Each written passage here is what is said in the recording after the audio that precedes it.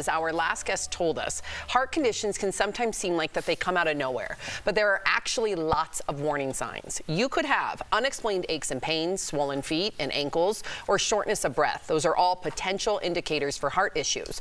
So Dr. Kohli, when should someone go right to the doctor? Yeah, so if you're having new symptoms, changing symptoms, or worsening symptoms, and I like to say the biggest flags for heart disease are symptoms at night that wake you up from sleep, or symptoms when you're exerting yourself. So do not ignore those. And as we heard from Sabra, they can be subtle. They don't have to hit you over the head.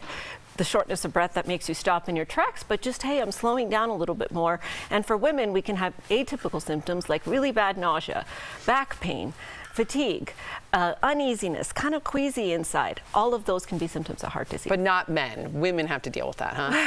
Men can too sometimes as well, but less commonly. They'll usually get that movie-style elephant on the chest where they're clutching their chest and they've really got a tight pressure.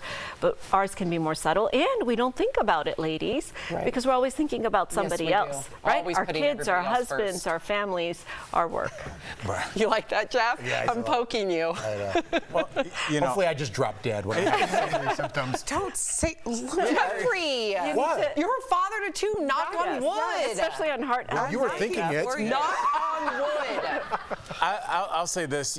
Are there any any kind of symptoms that their partners could look at to kind of look for? Yeah, and sometimes other people will sort of tell you what you need to look for. But I have to talk a little bit about specific risk factors to women, because I think women have all the risk factors men have. We have a bigger whammy from the same risk factors. Like if our triglycerides are up, it actually confers higher risk.